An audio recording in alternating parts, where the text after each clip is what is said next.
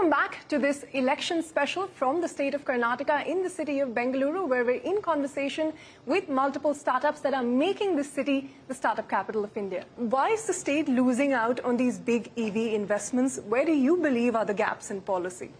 So I think what Karnataka has to do on is figure out a way to make manufacturing lucrative in Karnataka. If that happens, you look at it, every EV major company is in Bangalore. Log9 is in Bangalore. Yes. Ather is in Bangalore. Ola is in Bangalore. Yeah. Simple Energy is in Bangalore. So you keep naming these big companies or the major EV companies, but where do we go for our manufacturing to Tamil Nadu? Yes. That should not happen. In terms of the top 2 or 3 asks for the EV industry from the state government, what would those be? I would say 3. Okay. The fourth one is always the talent, and then I'll leave it to my friend over I'll here. remind you to solve that. Yes. We have to incentivize for the EVs to be created here. If the companies are here, they should manufacture here. Yeah. So manufacturing related. Not and as I said, that, subsidy comes when you've done everything and then you go ask for subsidy. You have to step earlier for manufacturing to get set up. That's one. Okay.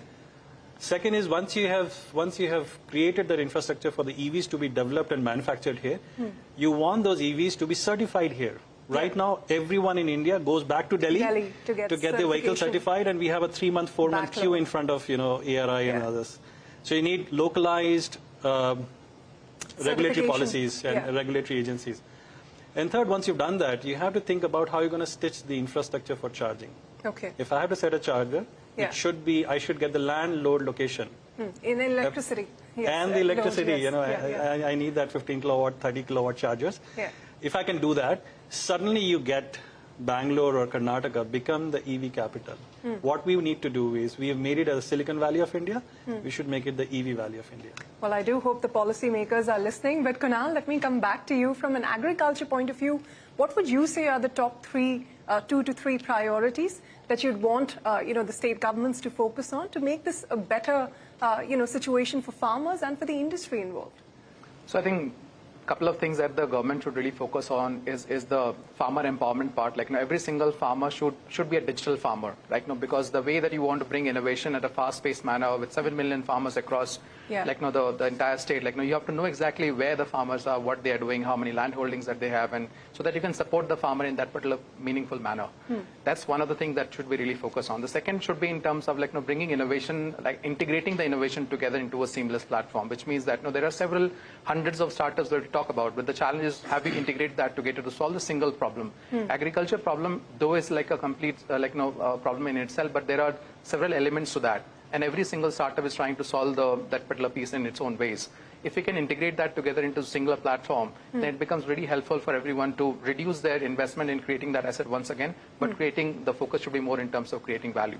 So the government that they have built the fruits platform in terms of digitizing the entire database, that should be open for everyone to come and participate. Anurag, let me toss it to you before we wrap up as well.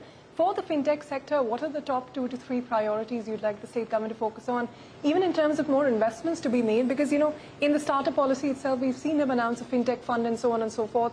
Now, do you think that's moving in the right direction? I think if you look at the support that we expect from the government, I think it will be in terms of facilitating the the businesses to come to these fintechs, right? I think in a very big element when you look at a credit transaction is trust, right? So either you can back it up with some sort of a sovereign guarantee, or you can build that trust, right, through various associations, through these platforms where you are getting everybody together and having a discussion, and that will basically lead to the growth of the industry. So that is one area that I would sort of focus on.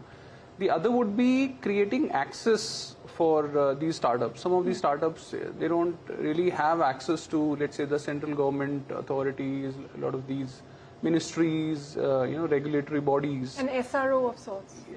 SRO is industry specific, I would say. But yeah, overall as well, when you talk about the startup industry in general, not only fintech, I think creating some of those access will, enable these startups to get in. I mean, see, funding is definitely one important aspect, but I feel a bigger issue with fintechs is the direction, right? To be able to navigate the complex regulatory and policy environment and be able to serve, what they are here for. And Abhimanyu, finally, your thoughts. What do you think are the few low-hanging fruits to bridge this gap in the skill and talent requirement, for this newer tech India that is emerging that you'd want the state governments to address? I think connected to the financial support, what we see is a lot of people coming from economic weaker backgrounds, and they have no way to lift out of poverty because they will not get the loans in the traditional way. They do not have a financial backing basis which they can get educational loan to do the skill first courses which are available. I think recently we started working with some of the impact funds to just be the guarantor for them, not subsidize their education, but just be the guarantor so that they at least get an opportunity. At least I think creation of such educational loan for the skill first programs as well, if not for all, at least for the people coming from the economical weaker backgrounds, I think that would be a low-hanging fruit which might have big grassroots impact. Okay, on that note, Abhimanyu, Anurag, Pankaj and Kunal, thank you for your time here on CNBC-TV18 and thank you for sharing your thoughts, and we do hope the policymakers will take note. On that note, we're going to wrap up this special edition of this Karnataka election special. Thank you for watching. Stay tuned to CNBC-TV18 for all your news and updates. For now, it's a goodbye from all of us.